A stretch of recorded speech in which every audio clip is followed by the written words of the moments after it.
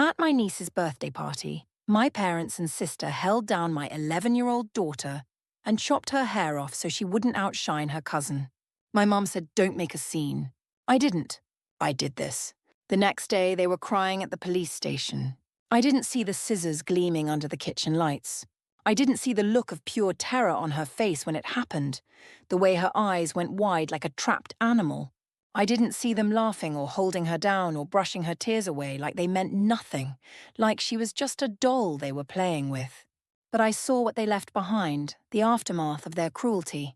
And I swear that was enough to fuel the fire that would burn their world down. I'll never forget how she looked walking out of that house, broken and trying so hard to be brave for me. It was my niece's 12th birthday, and the timing couldn't have been worse. I had to work Saturday at the accounting firm, handling an emergency tax consultation for a client whose books were a complete disaster. The glamorous life of a CPA during filing season, drowning in receipts and deadlines. So my daughter Emma, who's 11 and the light of my entire world, went ahead of me to the party. It was supposed to be harmless, just family time. A cousin's party, family, you know. The people you trust with your most precious treasure until they show you exactly why you shouldn't. That morning, Emma was absolutely glowing with excitement. She'd been planning this for weeks, circling the date on her calendar like it was Christmas morning, and her birthday rolled into one. Her hair, her pride and joy that she'd been growing for 2 years, had been washed with her special shampoo, detangled strand by strand, wrapped in a silk bonnet and rewrapped before bed. She'd even done a practice run the night before.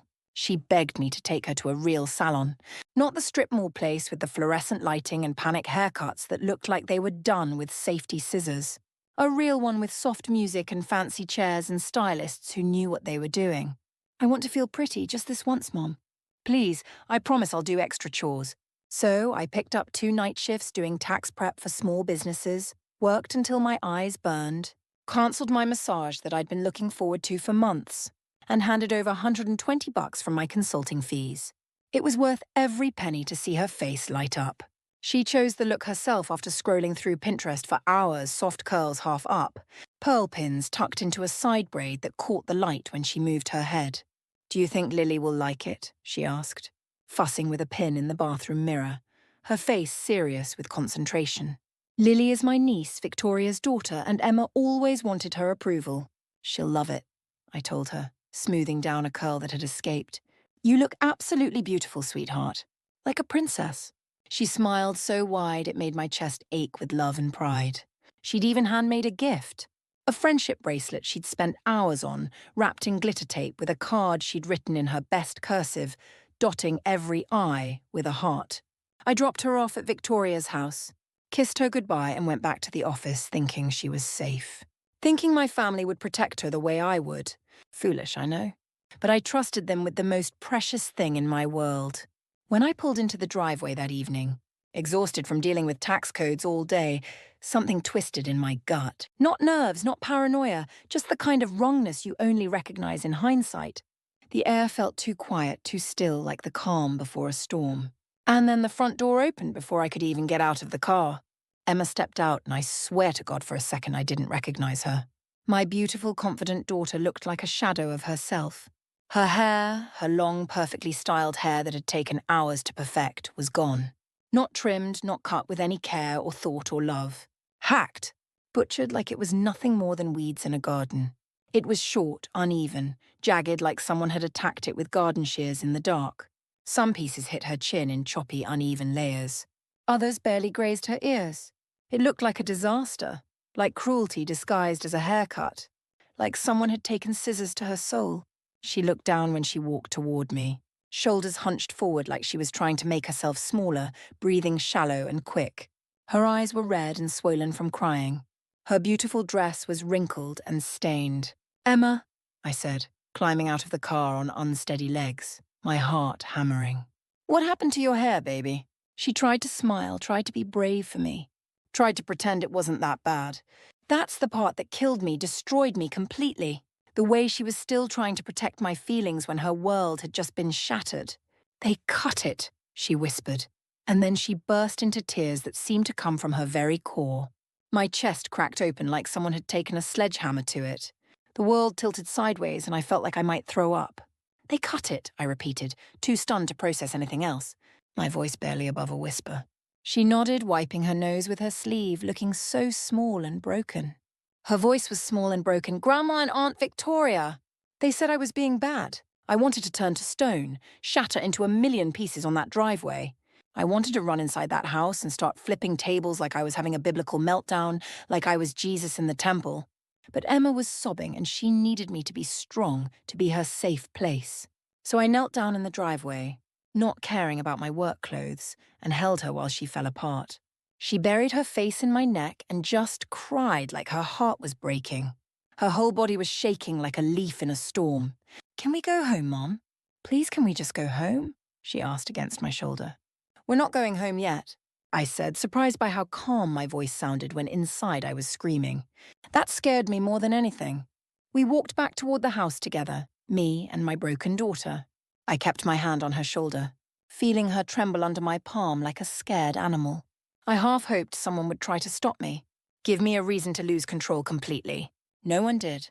The cowards. Inside, Victoria was clearing paper plates like she hadn't just destroyed a little girl's trust in humanity. Acting like this was any normal Saturday afternoon. My mother was wiping counters, chatting about leftover cake like nothing had happened, like my daughter hadn't just been traumatized. The air smelled like frosting and betrayal, sweet and sickening, making my stomach turn. I stood in the doorway and said, "What happened to my daughter's hair?" My voice cut through their casual conversation like ice, like a blade. Victoria didn't even flinch. Didn't even have the decency to look ashamed or sorry. We asked her to put it in a ponytail. She refused, so we cut it. I blinked, processing the words like they were in a foreign language. You cut it. She was being difficult and defiant. My mother chimed in without missing a beat, without an ounce of remorse. We gave her a choice. A choice? I repeated, my voice deadly quiet, dangerous. So, let me get this straight. You told an 11-year-old child to do something she didn't want to do. And when she refused, you punished her by cutting her hair off. It's just hair, Victoria said with a casual shrug like she was discussing the weather. No, it wasn't. It wasn't just hair. It was trust, it was autonomy, it was respect. They kept going, digging themselves deeper with every word. Lily was crying, Victoria snapped, finally showing some emotion, her face twisting with resentment. She saw Emma's hair and started crying because she felt ugly. You think that's fair? You parade your daughter around with that fancy salon hair like you're showing off? Fancy salon hair? I echoed, feeling like I'd stepped into a nightmare where up was down. Because now I was in a surrealist horror show where loving your child was a crime. You know we can't afford that kind of thing, my mother added, her voice dripping with resentment and years of jealousy. What were you trying to do? Make Lily feel bad about herself? Embarrass us in front of everyone? She was showing off, Victoria said, crossing her arms defensively. You made my daughter feel ugly on her birthday. This is what happens when you try to make other kids look bad. I stared at them in complete disbelief. These people, my own family, talking like Emma was some rival at a high school prom instead of a child. Not a sweet little girl with a kind heart who just wanted to give a handmade gift to her cousin. Not my baby who had saved her allowance money and asked for extra chores just to help pay for that salon visit. Not an 11-year-old who deserved to feel beautiful. I couldn't feel my hands anymore, couldn't feel anything except cold rage. My voice was even and cold. I'm taking her home. I didn't wait for a response. Didn't give them a chance to defend themselves further or spin more lies. Emma was still outside, waiting by the car like a lost soul. I took her hand and we walked back together. She kept wiping her face with her free hand, trying to stop the tears. I didn't say much because I didn't trust my voice not to break. Halfway home, she whispered, "Do you think it can be fixed, Mom? Do you think I can be pretty again?" My throat tightened like someone was squeezing it with both hands. "We'll make it beautiful again," I said, my voice thick with emotion. "I promise you, sweetheart. You're always beautiful." She believed me. That's the worst part, the part that haunts me. She still believed the world could be made right, that people who hurt you could be forgiven, that adults would protect children. I didn't scream. I didn't threaten. I didn't even cry. Not then. I was too busy planning, calculating, figuring out exactly how to make them pay. I didn't know it yet, but very soon they would be crying at the police station. People like to talk about first signs. Red flags, gut instincts, those little moments when the curtain lifts and you glimpse the truth underneath. I wish I could tell you there was one of those moments in my childhood. A clear line in the sand. A line that was crossed, a slap, a scream, a locked door. Something dramatic, something cinematic that would have warned me. But no, it was subtler than that, more insidious. It was soft and constant, like poison dripped into water. It was poison disguised as tradition, cruelty wrapped in family love and tied with a bow. You don't grow up knowing you're the second-choice daughter. Not immediately, not all at once. It's more like a slow leak in your ceiling, barely noticeable at first. Something drips and drips and drips, and you don't even realize the structure is rotting, the foundation crumbling until the whole thing collapses on your head and buries you alive. My sister Victoria is 2 years older than me, and for the first 15 years of my life, I didn't question why she always got the nice things. The prettier dresses, the shiny flats, the lip gloss, the compliments that fell like rain on her while I stood in an emotional drought. Let your sister wear it. She's older. You don't need mascara yet. You're still a little girl. That top is too mature for you. You don't want people looking at you that way. Never mind that Victoria and I were practically the same height by age 12. Or that we went to the same middle school and were mistaken for twins on the regular by teachers and classmates. Or that I never asked for much, just not to be dressed like someone's lost camp counselor every time we went out in public. But it wasn't just the clothes, wasn't just the surface things. It was how my parents looked at her, really saw her, noticed her, and how they looked through me like I was made of glass. I didn't think I was pretty back then. Not back then when I was all knobby knees and wild hair. I liked video games and books with dragons and messy ponytails that started falling apart the second I left the house. I wasn't trying to be anything special, wasn't performing for attention, but apparently not trying was the problem. See, there's nothing more threatening to a girl raised to compete for attention than someone who gets it without even asking. Victoria never said it out loud. Not directly, but I saw it in her face every single time. Every time a boy looked at me instead of her at school. Every time someone mistook me for the older sister because I was taller. Every time I made someone laugh without trying, without performing, without begging for approval. And then she'd do what she always did. What became her signature move. Flip the story and make me feel like I had done something wrong just by existing, just by breathing. I remember once I was 14. She was 16, and we were getting ready for a family friend's wedding. She stormed into my room in full mascara meltdown mode, her face red and blotchy from crying. "Why are you wearing that dress?" she demanded, like I'd committed a crime. I blinked, confused and startled. "It's the only one that fits me." "Did you do something to your hair? It looks different." "No, I just washed it and let it air dry." She looked like I had just committed a felony with Pantene Pro V, like I'd personally destroyed her life. "You know, Brandon's going to be there tonight." Brandon, the boy she had a crush on for 4 years running, who barely knew she existed. He liked football and math, and apparently me, though I had no interest. Except I didn't like him back, didn't encourage him. I just talked to him once about a book we both liked for English class. "Don't you dare flirt with him tonight." "I'm not going to flirt with anyone." "What?" She slammed the door so hard the mirror on my dresser rattled and nearly fell. Later that night, my mum pulled me aside in the kitchen while I was getting a glass of water. "Couldn't you have worn something less flashy?" "Your sister was really upset about tonight." The dress was grey. Plain grey with long sleeves and a modest neckline. Grey like a cloudy sky, the least flashy colour imaginable. Over the years, things escalated quietly in ways that didn't leave visible marks on my body. Victoria would accidentally hide my makeup bag when I needed it most, or forget to tell me the dress code changed for an event, leaving me overdressed or underdressed. One time, she swapped out my conditioner for shampoo, and I didn't notice until my hair was a tangled static mess. My hair looked like I'd styled it with static electricity for a week, and when I complained, she just shrugged and said I must have grabbed the wrong bottle. But what cut deeper than all of that, what left the real scars, was how my parents kept backing her. No matter how petty, no matter how obvious the sabotage, they saw me as the problem. I was difficult, too proud, too sensitive, too much of everything, always too much. Fast forward 10 years and I thought I'd outgrown it, left it all behind. I thought success would solve the imbalance, level the playing field once and for all. I worked my way through accounting school, pulled all-nighters, lived on coffee and determination and sheer willpower. CPA exam, long hours at the firm, no sleep, no one cutting me any slack because of my gender or my age. I bought my own house, married a man who treated me with respect and kindness, and saw my worth. Radical concept, I know. I gave my daughter Emma everything I'd never been allowed to have: confidence, support, unconditional love. And I thought, I hoped, I prayed that maybe that would be enough. Maybe they'd finally see me as my own person, not Victoria's shadow or competition. Maybe they'd treat Emma differently, better, with the love she deserved. But they didn't. They couldn't.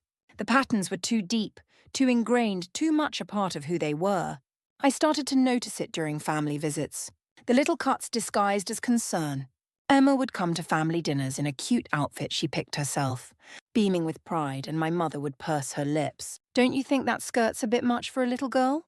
"She's 11, I'd say," my jaw tight with frustration. Victoria would make passive-aggressive comments in front of Lily, her voice honey-sweet and poisonous. "Wow, Emma, that's a lot of hair for someone your age. Do you always wear makeup even to school?" Emma wasn't wearing makeup, just clear lip gloss and glitter clips. She had clear lip gloss and glitter clips, but the tone was always the same, the message always clear. Don't stand out. Don't shine. Don't make Lily look dull by comparison. And Lily, poor thing, absorbed all of it like a sponge soaking up dirty water. She mimicked her mother's jealousy like it was gospel truth, like it was the natural order of things. Once, after a family barbecue, I caught her in the hallway with Emma, their voices hushed. I didn't hear everything, just the tail end of the conversation. "You think you're so special just because your mom lets you go to the salon?" Emma didn't tell me what else was said, but she looked small afterward, smaller than usual, dimmed. The thing is, I didn't realize how deep it ran, how poisonous the roots had grown. I didn't realize that the same silent rules applied, the same games, the same threats hidden behind smiles and family gatherings until the birthday party. Until I saw Emma walk out of that house with her hair hacked off, until I heard the words leave her mouth in that broken whisper. They cut it. That was when it all clicked into place like pieces of a horrible puzzle. It wasn't about disobedience or discipline or some childish misunderstanding.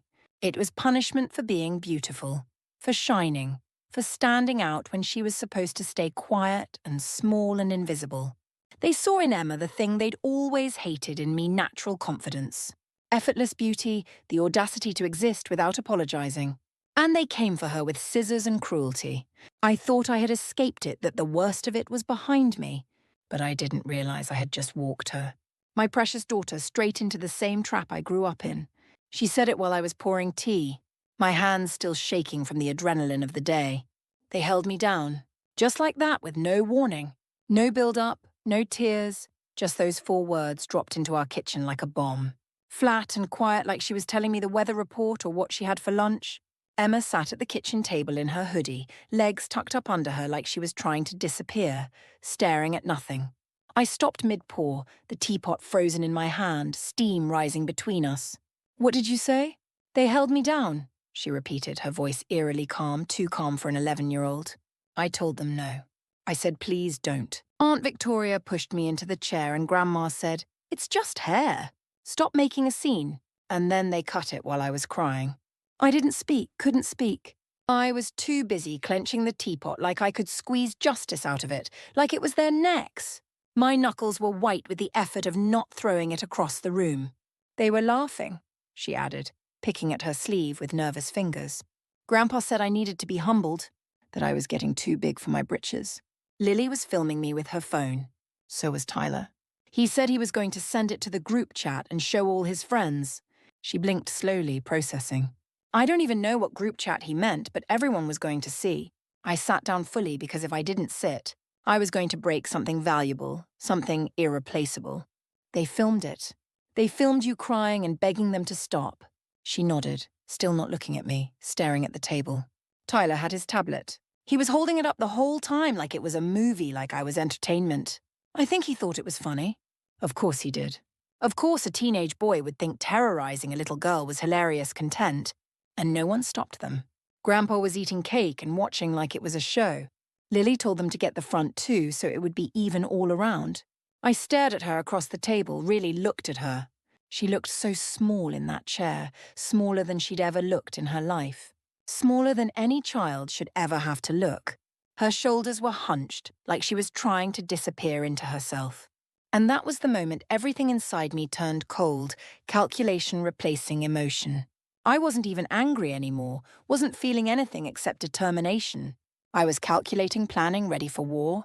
Emma, I said, my voice steady and sure, what they did to you wasn't just wrong. It was illegal. She looked up with wide eyes, hope flickering there. Really? You're not just saying that? Yeah, it's called assault. They touched your body without permission. They restrained you against your will while you cried and begged them to stop. They cut your hair, your identity, your autonomy while you were crying and pleading. That's not just hair. That's a crime. She looked down again, processing this new information. I felt like it was wrong, but I thought maybe I was being dramatic. Well, that's because you were right. Your instincts were right. I paused, studying her face carefully. Do you want to report it? Do you want to press charges? She blinked in surprise, sitting up straighter. To the police? Like the real police? Yes. If you say no, we won't. But if you say yes, I'll take you today. Right now? She didn't answer right away, and I didn't push. She picked at a loose thread on her sleeve, thinking hard, weighing her options. Then quietly but firmly, with steel in her voice, yeah, let's do it. Let's make them pay. I told her we'd need proof, evidence of what happened, something concrete. Emma tilted her head like I'd forgotten something completely obvious. Like I was missing the most important piece. Tyler filmed the whole thing. He filmed everything. I raised an eyebrow, leaning forward. You sure about that? He was standing right in front of me the entire time, Mom. It was like a YouTube vlog or something. He never put the tablet down. I handed her my phone across the table. You want to ask him for it? She didn't even hesitate, didn't second-guess herself. She pulled up his name in my contacts. Typed quickly with steady fingers. Hey, Tyler. I know you filmed it. Can you send me the video? 30 seconds later, he responded without thinking. Okay. Just like that. No shame, no suspicion, no understanding of what he'd done. Just a laughing emoji and a video file. Like it was no big deal, like it was just family fun. We watched it together on my phone screen, huddled close on the couch. It wasn't long, maybe 12 seconds. But that's all it took to destroy any doubt, any possibility of misunderstanding. There was Emma crying, saying, no, please no, don't do this. While Victoria grabbed a fistful of her beautiful hair with violent hands. My mother stood behind them with her arms folded like she was watching someone fold laundry. My father sat on the couch with a plastic fork in his hand and said, she'll thank you later. This is character building. Tyler was laughing behind the camera, making jokes. Lily shouted, do the front neck so it matches. Emma didn't say a word as she watched her own trauma played back. Her face was blank, emotionless, like she was protecting herself by shutting down. When the video ended, she looked at me with steel in her eyes, determination I'd never seen before. Can we go now? Can we go to the police right now? We went straight to the police station without stopping. No stalling, no dramatic preparations, no second guessing. I didn't even change my clothes or fix my hair or put on makeup. Emma was still in her hoodie, still looking small and hurt. I was still wearing yesterday's makeup, smudged and tired. None of it mattered because we had truth on our side. What mattered was getting there, getting justice, getting protection. They assigned us to a detective named Rodriguez, a woman with kind eyes. Mid-40s, practical haircut, kind eyes that didn't blink or judge when we told her what happened. Emma handed over the video like a seasoned professional, like she'd done this before. Rodriguez plugged in headphones and watched it twice, her expression growing darker with each viewing. She said very little, but the way her face changed, tightening, then sharpening, then flattening into quiet disgust told me everything I needed to know. She believed us. She saw what I saw. We're opening a formal case, she said, looking directly at Emma with respect. You did the right thing coming in. This takes courage. Emma stayed composed the whole time, answered every question clearly and calmly. She answered questions I wouldn't have been able to handle at her age. She asked a few of her own about the process, about what would happen next. When Rodriguez mentioned that a child advocate would be present for her follow-up interview, Emma nodded like she'd just been given the lead role in a school play. She wasn't trembling anymore, wasn't scared. She was angry, and anger gave her strength, gave her power. By the time we got back to the car, Emma was buzzing with energy I hadn't seen in hours. Not with joy, because this wasn't joyful. God, no. But with something sharper, lighter, like the weight of silence and shame had finally been lifted off her shoulders. What happens now? She asked. buckling her seatbelt with steady hands. I told her the truth, all of it, because she deserved honesty. There'll be paperwork, a follow-up interview, maybe a court case, maybe protective orders. It won't be easy, sweetheart. They might try to make us look bad. She nodded seriously, considering this. Good. I want them to be scared like they scared me. That one sentence gave me chills but also made me proud. That night, the phone rang while we were eating dinner. I didn't recognize the number, but I knew the voice immediately, would know it anywhere. Are you insane? My mother's voice hit me like a physical slap across the face. She didn't even say hello, didn't pretend this was a normal call. You went to the police. You actually called the police over hair. She didn't wait for me to respond, just kept going, her voice rising. You're going to ruin everything. Do you understand that? You're going to destroy this family. Is that what you want? I let her rant, let her shout, let her pour every drop of her fear and fury through the phone line. And then when she finally stopped to breathe, gasping with emotion, I said calmly, "You should have thought of that before you assaulted my child." Dead silence on the other end. Complete silence. We didn't assault anyone. It was a haircut. It was discipline. No, it was humiliation. It was violence. And now it's evidence in a criminal case. Another beat of silence, heavier this time. Then you're not thinking clearly. You need to calm down and think about what you're doing to this family. Tell that to Detective Rodriguez when she calls you. I hung up without another word. And I didn't feel guilty. Not for a second. And it wasn't over yet. Not by a long shot. They were just getting started with their campaign of manipulation. When my phone rang the next morning, I was already holding a cup of coffee and a grudge. It was Victoria, and she sounded panicked.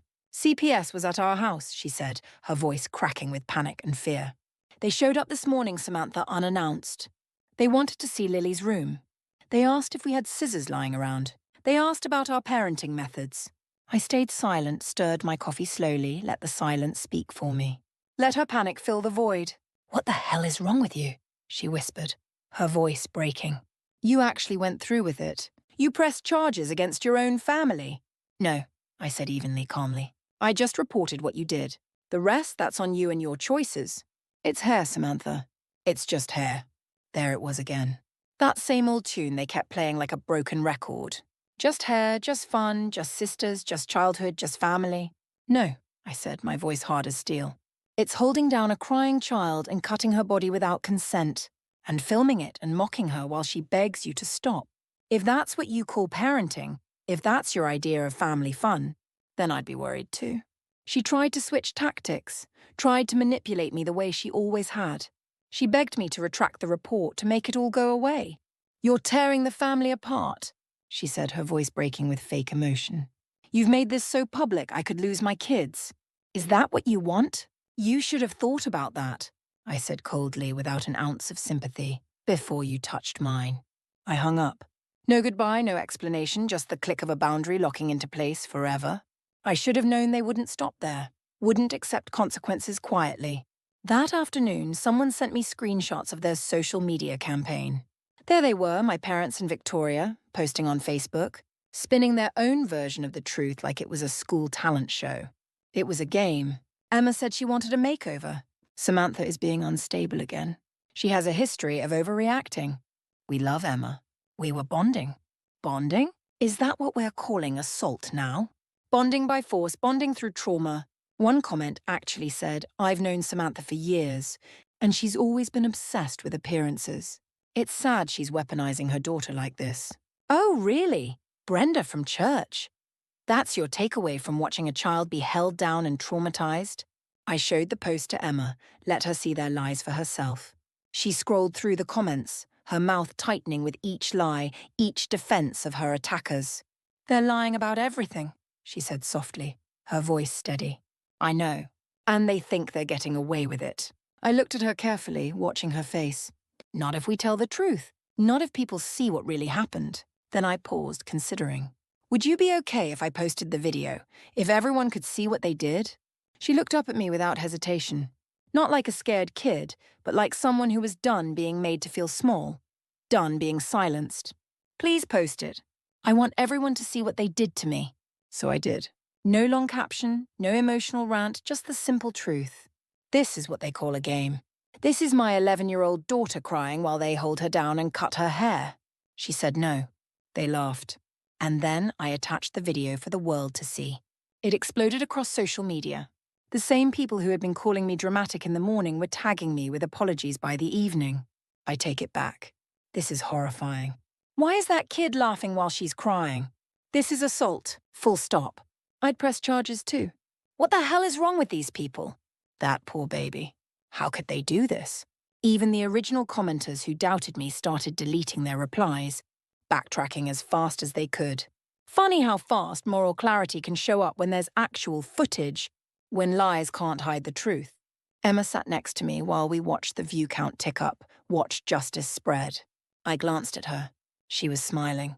Not a full grin, but the kind of smile that says, they see me now. I'm not invisible anymore. I matter.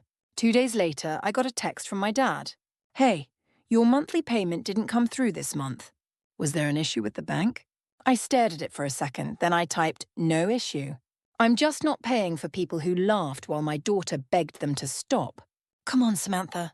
You're really cutting us off over a haircut. And there it was again. The deflection, the denial, the inability to call anything by its real name, to face what they'd done. I wrote back because it wasn't a haircut. It was an assault on a child. And because when you had a chance to say this was wrong, you chose to lie about it on Facebook instead. Also, if you ever try to contact Emma again, I will report it as harassment. Another pause. Well, I guess money means more to you than family. I didn't reply. Not because I didn't have a dozen things I wanted to say, but because I don't argue with people who confuse consequences with betrayal, who think money entitles them to abuse. Later that week, Emma and I went back to the salon. The stylist I booked was warm, gentle, and knew exactly how to handle hair that had been butchered by family drama and kitchen scissors. She didn't try to make it long again, didn't promise miracles.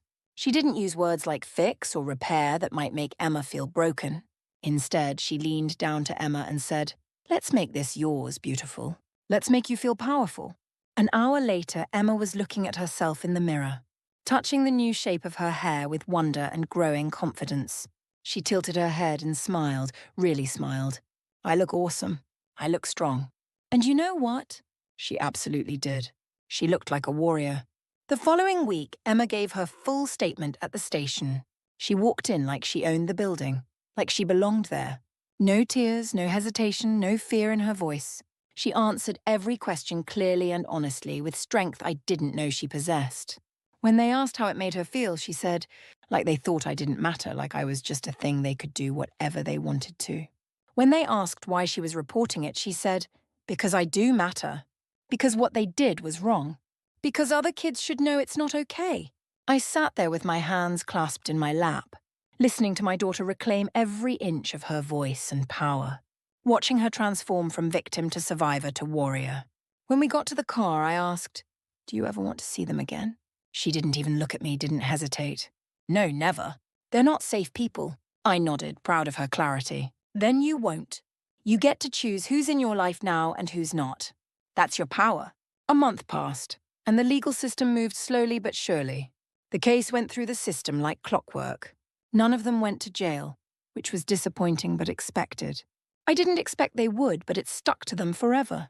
It mattered. It was on their record. My mother, my father, and Victoria were all convicted of misdemeanor assault. They each got a criminal record that would follow them. They each had to pay a fine that hurt their wallets. But Victoria got the worst of it, as she should have as the ringleader. She was ordered to complete a full parenting course, attend anger management. CPS would be monitoring their household for the next year. I heard from someone that her husband threatened to leave her over this. Their planned vacation got cancelled because of legal fees. The stress was eating them alive, destroying their perfect family image. And I didn't feel bad, not even a little bit. Not even for a second. Emma still doesn't want to see them, and I support that completely. She doesn't want any of them near her. Not at school events, not at birthdays, not anywhere in her life. And I listen to that every time because I know now that respecting her choices isn't just healing, it's power she deserves. And they took enough of her power already. Not anymore. Never again. So did I go too far or not nearly far enough? Some people said I overreacted, that I should have kept it in the family, that it was just hair and kids bounce back. And maybe they'd be right if they weren't talking about my 11-year-old being held down. Humiliated and violated by the people who were supposed to protect her, love her, keep her safe. Maybe Justice looked quieter to them, more forgiving. But to me, Justice looked like my daughter walking into a salon with her head held high. Justice looked like her knowing that someone finally would fight for her, would protect her, would believe her. Justice looked like her learning that her voice matters, that her body is her own, that no one has the right to hurt her. So I wonder, should I have gone further? Cut them out sooner, protected her better? Drag them to court until the ink dried on their guilt and shame?